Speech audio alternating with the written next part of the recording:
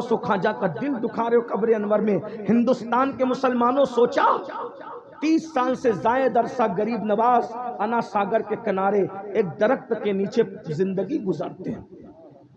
کس لیے؟ کہ دین تمہارے گھر تک پہنچے.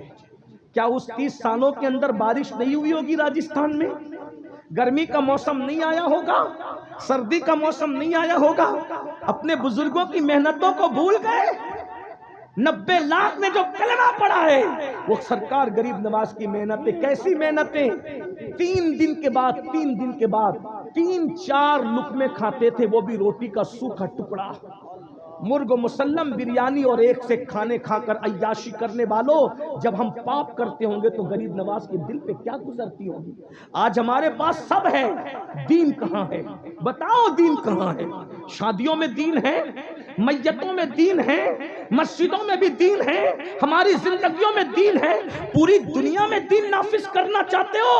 ارے اپنے 5 اور 6 فٹ کے وجود پر تو پہلے دین نافذ کر کے بتاؤ، پھر شہروں میں دین نافذ کر کے بتانا. خود کے وجود پر صرف تیری حکومت ہے، جس کے وجود پر تیری اور صرف تیری حکومت ہے. تیرے گھر میں صرف تیری حکومت ہے، جس گھر میں صرف تیری حکومت ہے اس میں تو دین نافذ نہ کر سکا اور شہروں میں دین نافذ کرنے نکلا ہے. تیرے وجود پر 5-6 فٹ کے وجود پر بتا کسی اور کی حکومت ہے؟ تیری حکومت. جہاں تیری حکومت ہے وہاں دین نافذ نہیں کر سکا اور افریقہ میں دین نافذ کرنے نکلا، برطانیہ میں دین نافذ کرنے نکلا. اور دین کے نفاذ کا جھوٹا دعویٰ کرنے والے، اگر تیرے دل میں دین کی محبت ہوتی تو پہلے تو اپنے وجود پر دین کی حکومت نافذ کرتا. تو فجر کی وقت میں سوتا نہیں پڑا رہتا میرا بھائی، تو اٹھ کر مسجد جاتا تاکہ تجھے احساس ہوتا کہ میرے وجود پر دین کی حکومت ہونی چاہیے. چہرے سے داڑھی منڈا کر تو گٹروں میں نہیں پھینکواتا، بلکہ تو سوچتا کہ میرے وجود پر دین کی حکومت ہونی چاہیے. تو سونے کی انگوٹھیاں نہیں پہنتا، سونے کی چین پہن کے اتراتا نہیں پھرتا، بلکہ تو سونا اتار کر عورتوں کو پہنا کر کے بتاتا کہ میرے وجود پر، آج ہمارے وجود پر دین کی حکومت نہیں. حسد ہم کریں، بغض ہم کریں، تکبر ہم کریں، نمازیں ہم چھوڑیں، کچھ دین یاد ہے، دھرم یاد ہے، مذہب و مسلک یاد ہے؟ کچھ نہیں. رونا تو یہ ہے بھائیوں کہ نکاح کے وقت کلمہ پڑھنا پڑتا ہے.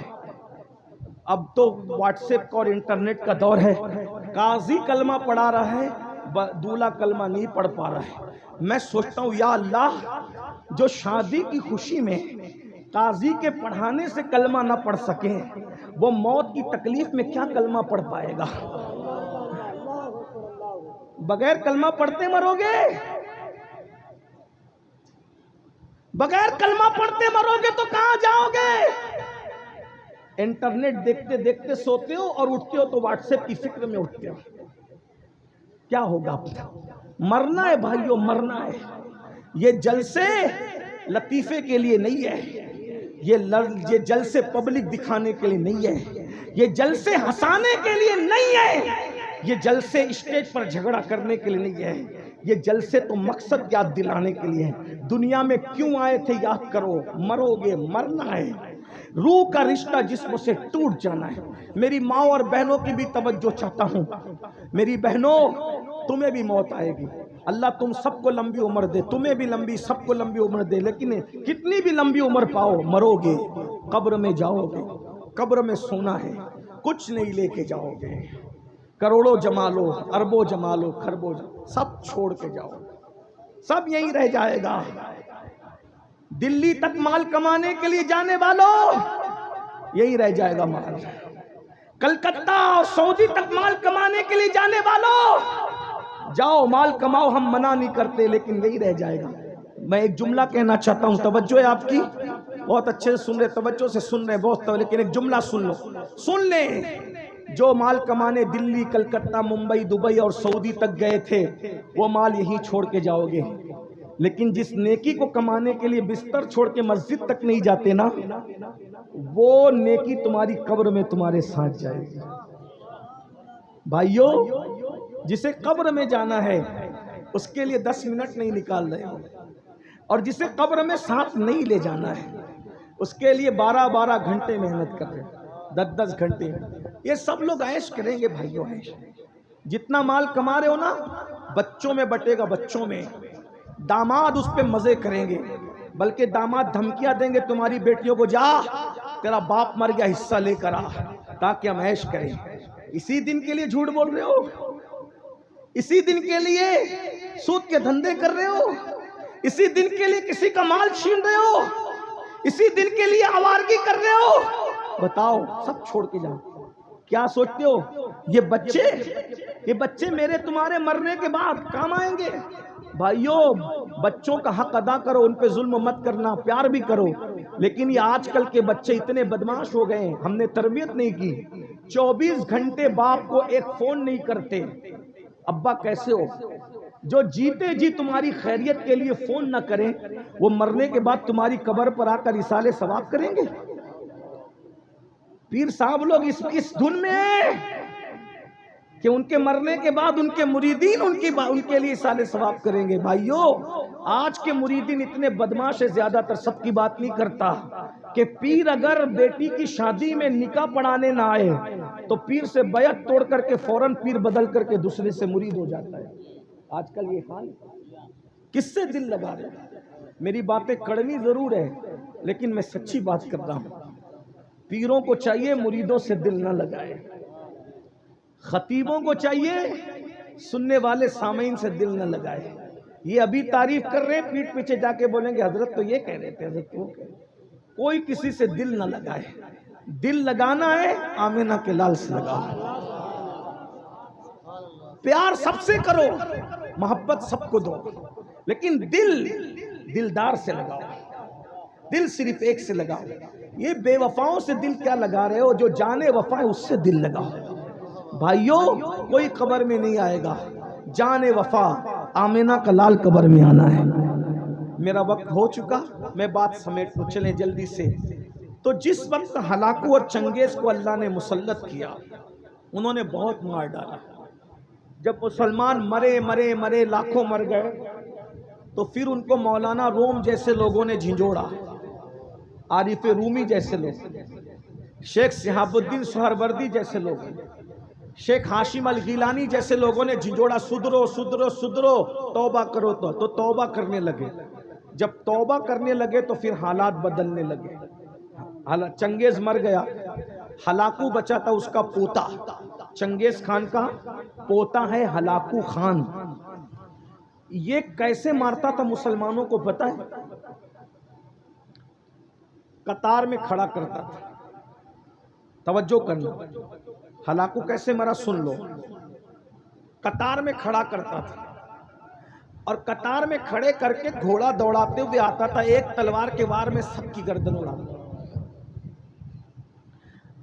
اب وہ سب کلمہ پڑھنے والے تھے، اپنی اپنی سزا بھگت رہے تھے۔ ایک دن ایک شہر میں پہنچا، اور پہنچ کر کے سب مسلمانوں کو، جوانوں کو کھڑا کیا۔ اس میں ایک بوڑھا بابا بھی تھا، ایک بوڑھا بابا بھی تھا۔ تو جیسی پہلی صف میں اس کو کھڑا کیا، تو جیسی کاٹتے آیا، تو جب اس کی باری آئی تو وہ فوراً دوسری صف میں چلا گیا، بچ گیا۔ ہلاکو نے اس کی مزہ لینی چاہیے کہ دوسری صف میں تو کھڑا ہی ہے، اس کو کٹ نہیں ہے۔ دوسری صف میں پھر گیا تو وہ تیسری صف میں چلا گیا، اس کی باری آئی، چوتھی صف میں چلا گیا۔ ساری صفیں تو ختم ہونی تھی، ساری صفیں ختم ہو گئی، اور وہ پیچھے ہو گیا۔ اب اکیلا بچا وہ بابا، اکیلا بچا۔ ہلاکو کے ہاتھ میں سیب تھا، سیب، وہ ایسے سیب اچھال رہا تھا اور لوگوں کو کاٹ رہا تھا، اچھال رہا تھا، کاٹ رہا تھا۔ اب اس نے سوچا سب کٹ گئے، سب کی گردنیں مار دی گئی، اکیلا یہ بابا بچا، یہ ہوشیار بڈھا ہے۔ تو اس نے کہا اب تجھے کون بچائے گا؟ تو اس نے خاموش نظروں سے آسمان کی طرف دیکھا۔ اس کو کہتے ہیں خاموش بددعا۔ یہ بڑی بھیانک ہوتی ہے، اسی لیے کتوں کو بھی مت مارا کرو، بلیوں کو بھی مت مارا کرو، مرغیوں کو بھی مت مارا کرو۔ بددعا بڑی خطرناک چیز ہے، اور بددعا کسی مظلوم کی ہو قبول ہوتی۔ مظلوم کی بددعا سے عرش بھی ہل جاتا ہے۔ عورتوں پر، بیٹیوں پہ ظلم کرنے والوں، بچوں پہ ظلم کرنے والوں، پڑوسیوں پہ ظلم کرنے والوں، سوچو جب ہلاکوں نے کہا تجھے کون بچائے گا تو اس نے خاموش نظر سے آسمان کی طرف دیکھا، پھر نیچے کیا، پھر دیکھا، پھر نیچے کیا، پھر دیکھا، پھر نیچے کیا۔ اس نے سوچا اب اس کو کھیل کھیل کے ماروں گا، تو سیب ایسے اچھالتا اور پھر گھوڑا دوڑاتا، وہ آسمان کی طرف دیکھتا، پھر نیچے، پھر آسمان کی طرف۔ بس اس بابا پر اس نے گھوڑا دوڑانے کے لیے حملہ کرنا چاہا تو کیا دیکھا کہ جیسے اس نے سیب اچھالا تو سیب ادھر کی بجائے ادھر پہنچا۔ جب اس نے ہاتھ بڑھانے کے لیے ایسے کیا، اس کا بیلنس مس ہو گیا اور اس کا ایک پیر گھوڑے کی زین میں الجھا، گھوڑے کی زین میں الجھا، نیچے گرا۔ اس کا گھوڑا تیزی سے دوڑا اور اتنا دوڑا کہ اس کا سر پٹک پٹک کر کے وہ مر گیا۔ یہ منظر دنیا نے دیکھا۔ یہ ہے خاموش بد دعا کا نتیجہ جو آج ہر مسلمان روزانہ لے رہا ہے، کبھی اپنی ساس کی، کبھی اپنی ماں کی، کبھی اپنے سسر کی، کبھی اپنے بھائی کی، کبھی اپنی بہن کی، کبھی اپنی بیوی کی، کبھی اپنے بچوں کی۔ یہ ظلم کی زندگی زیادہ نہیں ہوتی۔ امام حسین نے یہی بتایا۔ امام حسین کربلا میں آئے، امام حسین لڑے نہیں، اس لیے کہ اگر امام حسین لڑتے، صرف لڑتے، صرف لڑ لیتے، ایک بھی بچ کے نہیں جاتا۔ امام حسین اپنی مظلومیت بتانے کے لیے آئے تھے، یزید کے چہرے کو بے نقاب کرنے کے لیے آئے تھے۔ کیا آپ میدان میں آئے، بیٹے شہید، بھائی شہید، بچے شہید، بھتیجے شہید، آخری میں خود بھی شہید ہو گئے۔ جب امام شہید ہوئے تو یزید نے کیا سوچا؟ اب میں حکومت کروں گا، ساری رکاوٹیں ختم ہو گئی، جو چاہوں گا کروں گا، مجھے روکنے والا کوئی نہیں، میں پورے 3 بر اعظموں کا اکیلا بادشاہ ہوں، مشرق سے لے کے مغرب تک میری حکومت ہے، اب میں ظلم کروں گا۔ لیکن آپ نے دیکھا صرف 3 سال یزید حکومت کر سکا، 3 سال، اور 3 سال کے بعد ابھی 3 سال بھی اس کی پوری حکومت نہیں ہوئی تھی۔ 5 سال تو لوگ کر لیتے ہیں، یزید کو تو پورے 5 سال بھی نہیں ملے، صرف 3 سال اس نے حکومت کی اور وہ مرا۔ کتنی بدترین موت مرا پتہ ہے یزید؟ ظلم کا انجام دیکھو۔ آج میرے بھائیوں ہم ظلم کر رہے ہیں، ظلم سے توبہ کرو۔ یزید کیسے مرا؟ یزید کو ایک لڑکی نے مارا، یزید ایک لڑکی کے ہاتھ سے مرا، پیاسا مرا، کئی دن تک اس کی لاش نہیں ملی۔ جب لاش ملی تو اس کے اندر کیڑے چل رہے تھے، اس میں بدبو آ رہی تھی۔ عقد الفرید کی روایت کے مطابق یزید کا ایک دوست تھا جس کو دنیا سرجون کے نام سے جانتی ہے، ابن سرجون۔ اللہ اکبر! اتفاق سے ایک عیسائی لڑکی تھی، اس عیسائی لڑکی کے ساتھ یزید کا دل لگ گیا اور وہ بہت خوبصورت تھی، چتر تھی، چالاک تھی۔ وہ یزید بہت موٹا تھا، اتنا موٹا کہ اٹھنے بیٹھنے میں اس کو دقت تھی، اور اس کے بدن پر سور کی طرح بڑے بال تھے، کثرت سے بال تھے، بہت رنگ اس کا گورا تو تھا لیکن بہت بھدا تھا، بہت دور تک چل نہیں سکتا تھا، دوڑ نہیں سکتا تھا، شراب بہت پیتا تھا، کھاتا بہت تھا، عیاشی کرتا تھا۔ ہر دن اس کے بستر پر کوئی نئی لڑکی چاہیے تھا۔ اس نے ایک عیسائی لڑکی خوبصورت تھی، دل لگا لیا، لیکن وہ لڑکی یزید کو نہیں چاہتی تھی۔ ظاہر سی بات ہے، انسان اگر صحت مند ہو تو خوبصورت لگتا ہے، نہ بہت بالکل پتلا دبلا اچھا لگتا ہے، نہ بہت بھدا اچھا لگتا ہے نا؟ انسان میانہ ہو، درمیان ہو تو اچھا لگتا ہے۔ تو ایسا ہی تھا، بہت موٹا ہو گیا تھا، اٹھنے بیٹھنے کی طاقت اور قوت نہیں تھی۔ وہ لڑکی اس کو بہت رسپانس نہیں دیتی تھی، لیکن بادشاہ تھا اس لیے اس کا انکار بھی نہیں کر سکتی تھی۔ ابن سرجون کو وہ بہت چاہتی تھی اور وہ بھی یہودی تھا، دونوں کا معاملہ بہت ملتا جلتا تھا، وہ عیسائی تھی، وہ یہودی تھا۔ اس میں کیا ہوا، بلکہ کچھ لوگوں نے اس کو بھی کتابوں میں عیسائی لکھا ہے، بہرحال اختلاف روایات ہے، میں زیادہ لمبی نہیں کرتا۔ ایک دن، اور یہ اس کا بچپنے کا دوست بھی تھا، کربلا کے مارکے میں اس کا بھی ہاتھ تھا، ابن سرجون نے جیسے اس لڑکی کو کہا کہ یزید سے تیرے تعلقات بڑھتے ہوئے لگ رہے ہیں، وہ شاید تجھے بخشے گا نہیں، اس نے کہا میں اس کا قصہ تمام کر دوں گی۔ پھر اس کے بعد اس نے یزید کو کہا، یزید میرا دل چاہتا ہے تمہارے دربار کے اندر کچھ کرنے کی بجائے ہم جنگلوں کی سیر کریں، اور تمہارا لشکر اس میں مخل ہوتا ہے، اس لیے لشکر ساتھ نہیں رہنا چاہیے۔ پھر اس نے کیا کیا، اس نے یزید کو ورگلایا، یزید تیار ہو گیا، عیاش تو تھا ہی۔ اور ایک بات یاد رکھنا، عیاش لوگوں کا بہت برا خاتمہ ہوتا ہے۔ آج کل کچھ لڑکے ہمارے درمیان بھی ایسے ہیں، وہ لڑکیوں کو فریب دیتے ہیں، محبت کے جال میں پھانستے ہیں، پھر ان کے ساتھ زنا کرتے ہیں، آبرو ختم کر کے پھر کسی دوسرے کے تلاش میں، پھر کسی تیسرے کے تلاش میں۔ آج کل لڑکے یہ گندگی کر رہے ہیں۔ یاد رکھو، مجھے یہ سب باتیں کرنے کا شوق نہیں، میرا اللہ جانتا ہے، میں نجی محفلوں میں بھی محتاط گفتگو کرنے کا عادی ہوں الحمدللہ، لیکن مجبور ہیں۔ قوم جب بیمار ہو جائے تو پھر اس کو سدھارنے کے لیے جلسوں میں یہ بات نہ کروں تو کہاں کروں؟ میرا دل تڑپتا ہے، میں تمہیں کیا کہہ دوں، واللہ میرا اللہ نیتوں کو جانتا ہے۔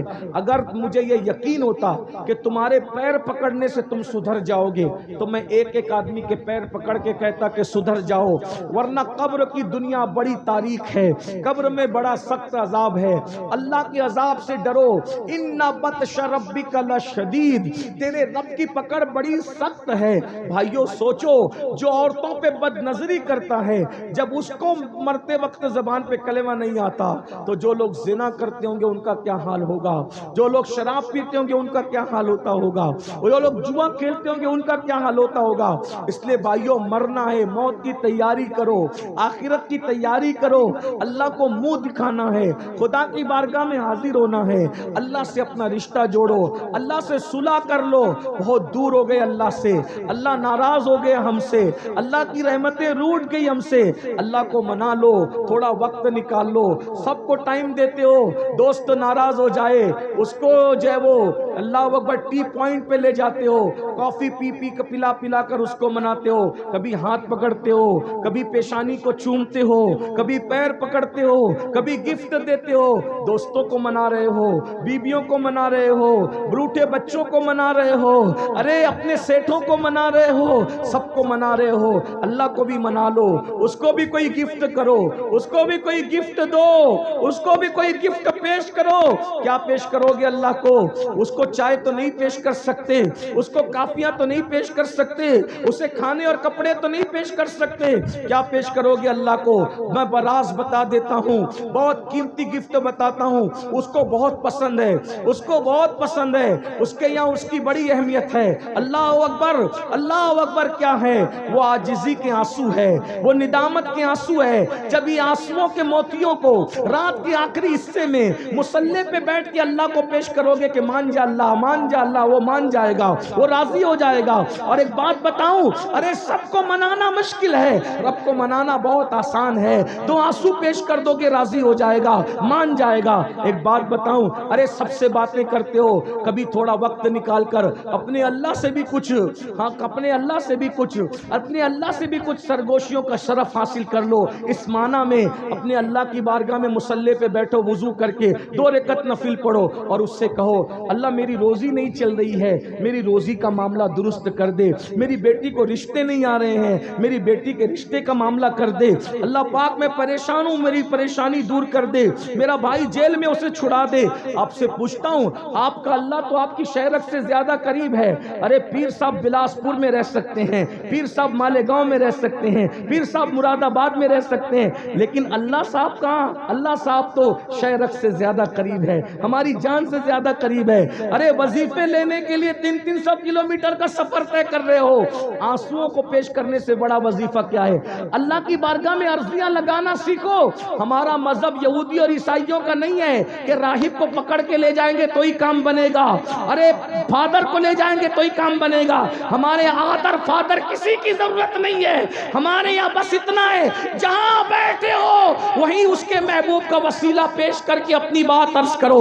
وہ سنتا بھی ہے اور وہ جانتا بھی ہے اور وہ مسائل کو حل بھی کرتا ہے. مجھے کوئی ایک بندہ کھڑے ہو کر بتائے کس کا مسئلہ ایسا ہے جو اللہ حل نہیں کر سکتا.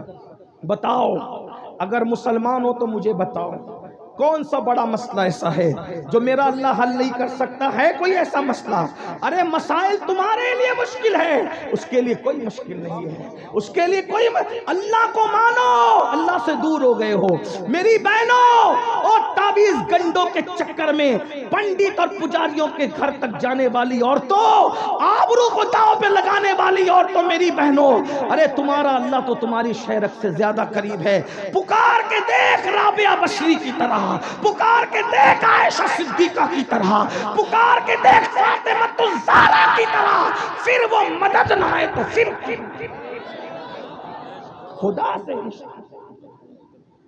خدا سے رشتہ توڑ کر بیٹھے ہو اور ہمارے پاس آ کے کہتے ہو یہ مسئلہ یہ ہم کیا کریں گے.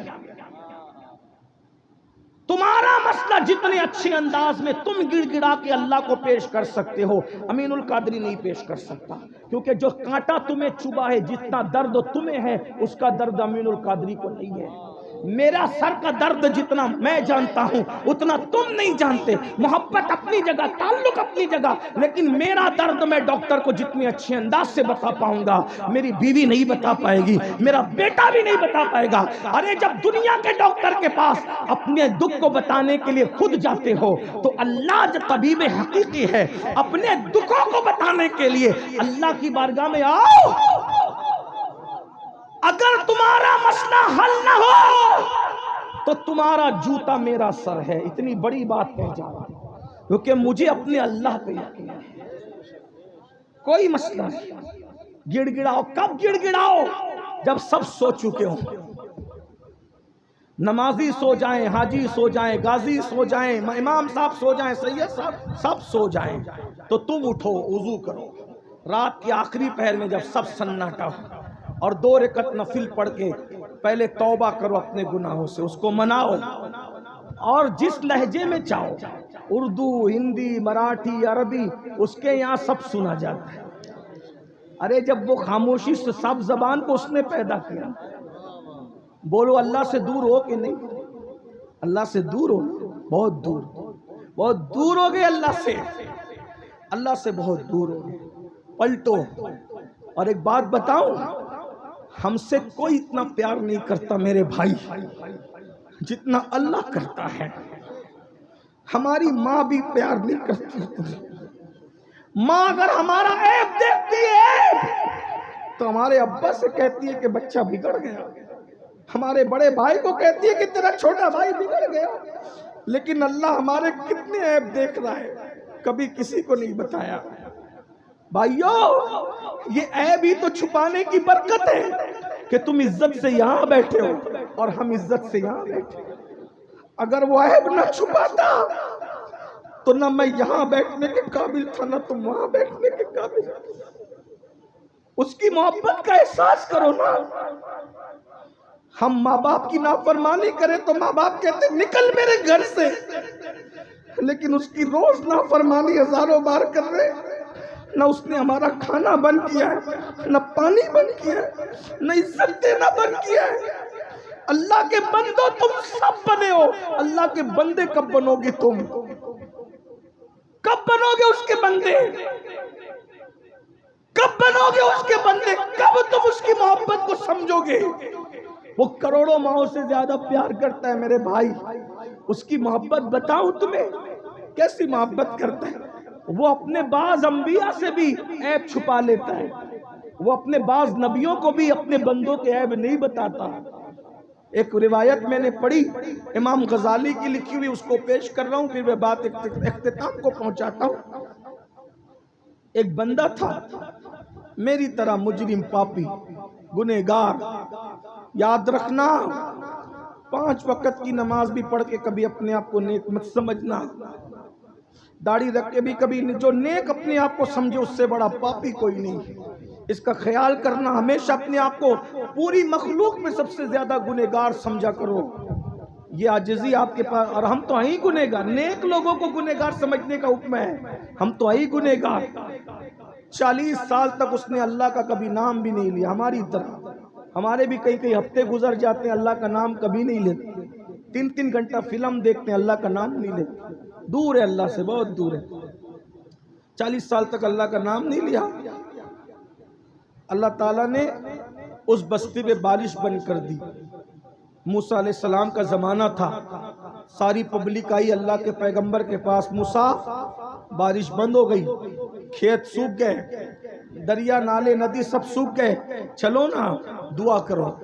حضرت موسیٰ علیہ السلام نے کہا اعلان کرو کل جائیں گے دعا کریں گے، شہر کے کنارے پہ جا کے گڑ گڑائیں گے، اللہ سے مانگیں گے.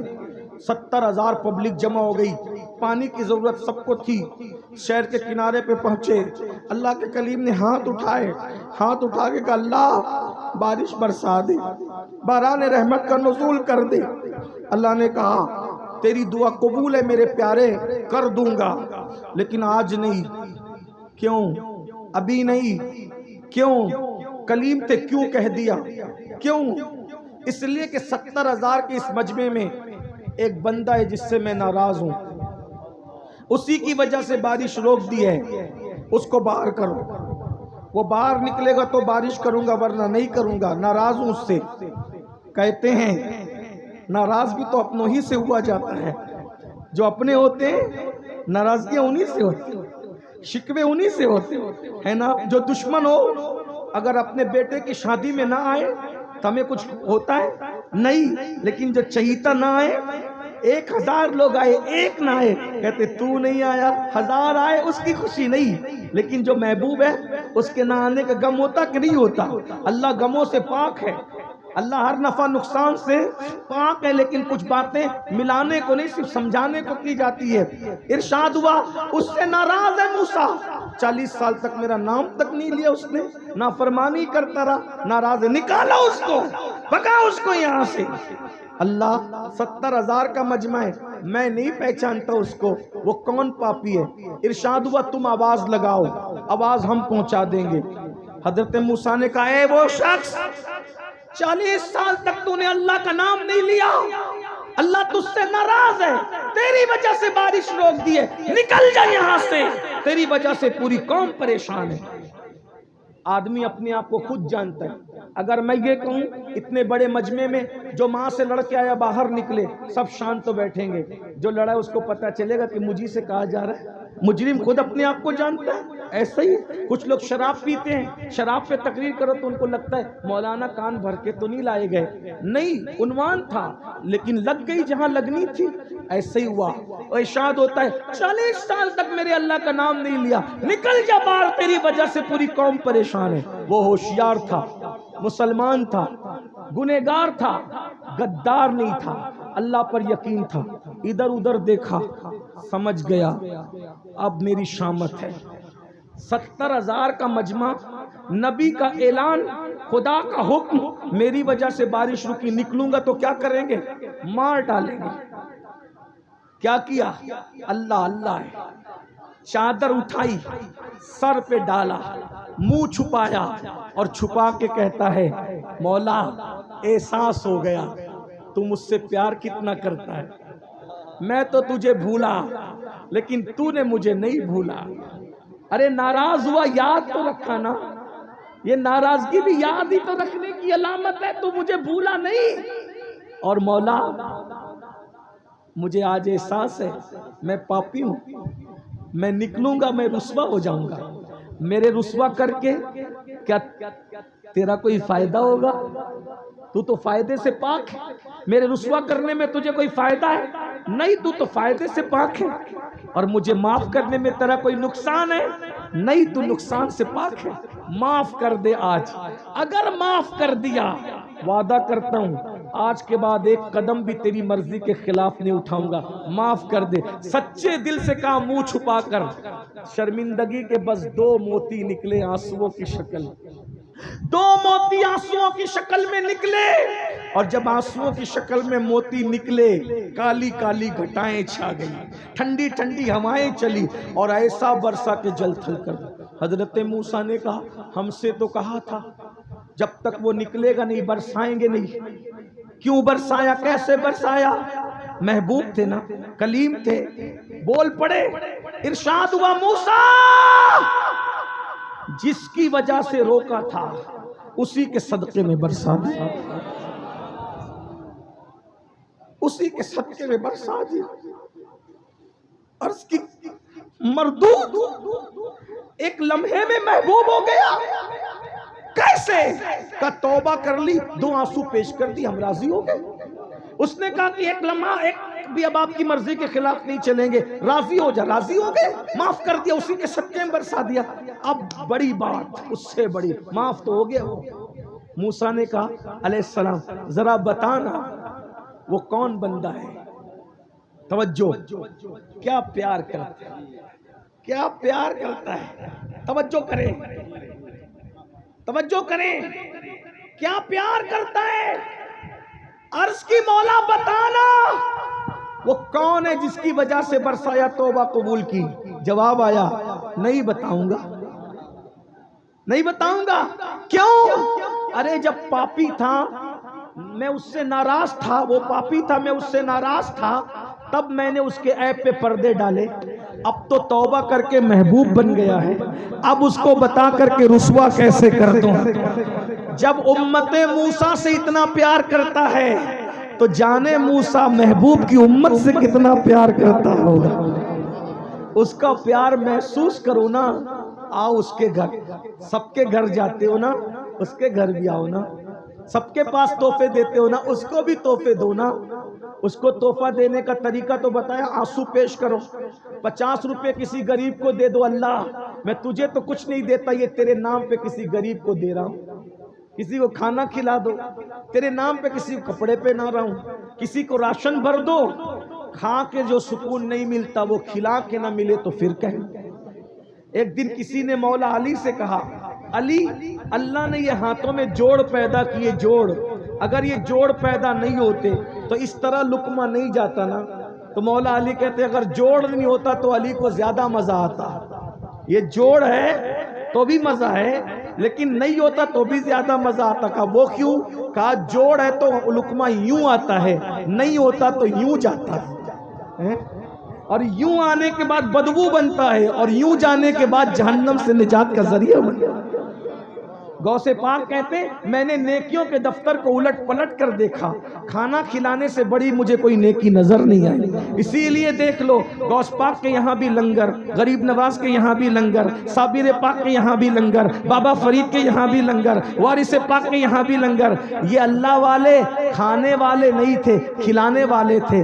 جب تک کھلاتا تھا مسلمان اس وقت تک بہاریں تھی، جب سے کھانا شروع کیا اب تو مسجد کا چندہ بھی کھا لے رہے ہیں، اب تو مدرسوں کا چندہ بھی کھا لے رہے ہیں، اب تو حج کے ٹور شروع کر کے حج کا پیسہ بھی اتنا کھا رہا ہے مسلمان، سود بھی کھا رہا ہے، سب کھا رہا ہے، اس لیے برباد ہے۔ ہنسنے کی بات نہیں، توبہ کریں۔ بات ختم کروں، استغفر اللہ، بات ختم کروں۔ یزید کے بارے میں جس لڑکی کے ساتھ اس کا چکر تھا، یہی بات چل رہی تھی، بات دوسری نکل آ گئی، بات ختم کر رہے ہیں۔ تو اس لڑکی نے سرجون سے کہا کہ میں اس کو کام تمام کر دوں گی۔ یزید کو اس نے ورگلایا کہ جنگل جائیں گے اور خوب عیش کریں گے۔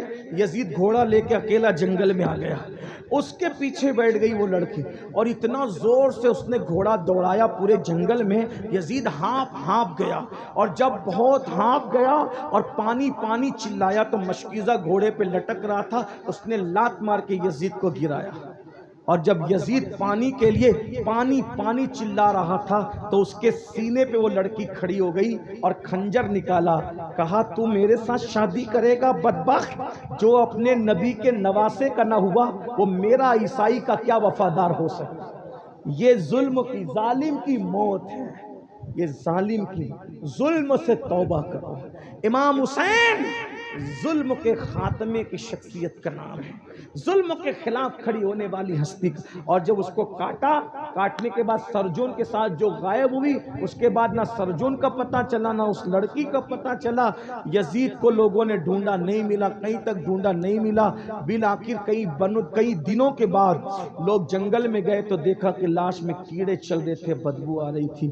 اسی حالت میں اس کو لایا گیا اور عبرتناک انداز سے اس کی تدفین ہوئی۔ یہ امام حسین اس ہستی کا نام ہے جس نے ظلم کے خلاف آواز اٹھائی ہے۔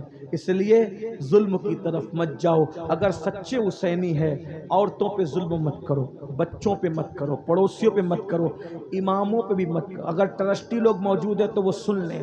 آپ کے یوپی میں، آپ کا یوپی کہہ رہا ہوں آج، ورنہ ہر ریاست ہماری ہے، لیکن بات بڑی کہنے لگا اس لیے آپ کا یوپی کہہ رہا۔ آپ کے یوپی میں 5 لاکھ تو جلسے پہ خرچ کرتے ہو، لیکن امام کی تنخواہ نہیں بڑھاتے تم لوگ۔ جو امام مہینے بھر تمہارے بچوں کے کان میں اذان سے لے کے تمہارے باپ کی میت تک اور تیجے اور دسویں کی فاتحہ تک ہر وقت تمہارے گھر پہ کھڑا ہے، آج وہ امام کو 10,000 12,000 دیتے ہو۔ اماموں کی تنخواہ کم سے کم اتنی ہونا چاہیے کہ وہ سکون کے ساتھ اپنے گھر کا خرچہ چلا سکے۔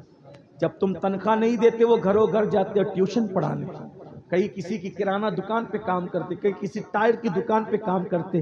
مسلمانوں 5-10 لاکھ تم جلسے میں خرچہ کرتے ہو اور اماموں کی تنخواہ نہیں بڑھاتے۔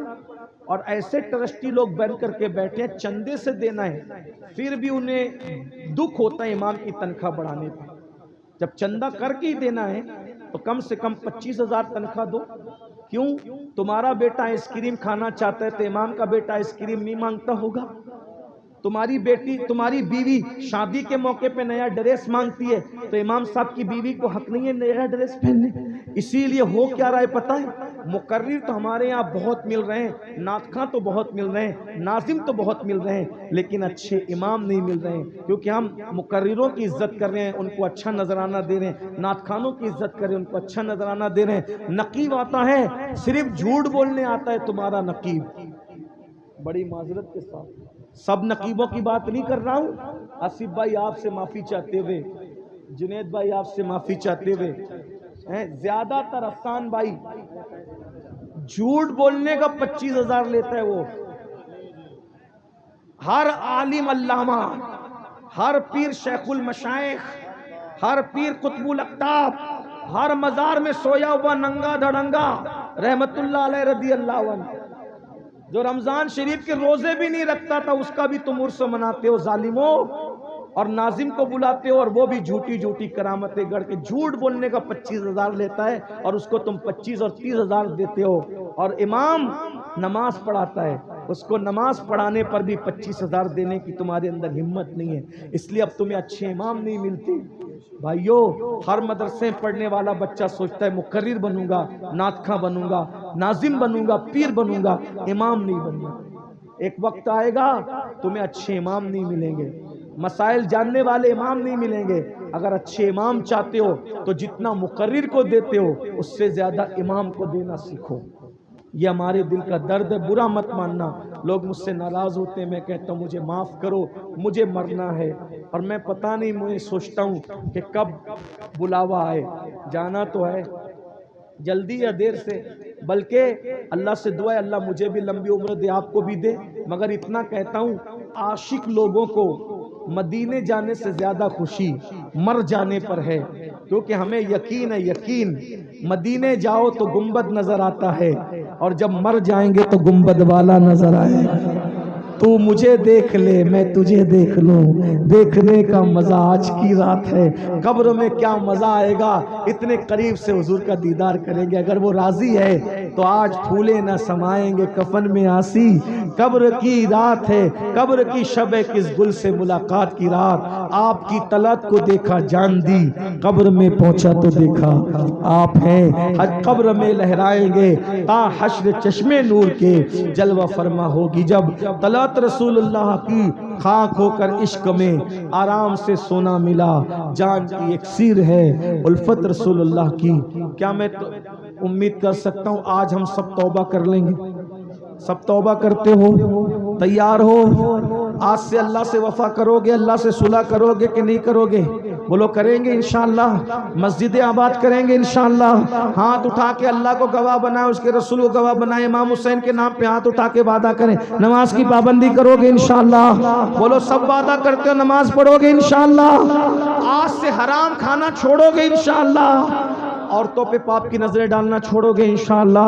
جو جو چیزیں حضور کو امام حسین کا دل دکھاتی اس سے بچیں گے انشاءاللہ؟ ڈھول باجے تماشوں سے بچیں گے انشاءاللہ؟ شادیوں میں ڈی جے لگانے سے بچیں گے انشاءاللہ؟ ختنہ ہو، شادی ہو، تیجا ہو، چہلم ہو، عظمت رسول کے جلسے کریں گے انشاءاللہ؟ حشر تک ڈالیں گے ہم پیدائش مولا کی دھوم، مثل فارس نجد کے قلعے گراتے جائیں گے، خاک ہو جائیں عدو جل کر مگر ہم تو رضا، دم میں جب تک دم ہے ذکر ان کا سناتے جائیں گے۔ گفتگو کے درمیان کوئی غلطی ہو تو اللہ تعالیٰ معاف کر دے۔ استغفر اللہ ربی من کل ذنب واتوب الیہ، لا الہ الا اللہ محمد الرسول اللہ وما علینا الا البلاغ۔ السلام۔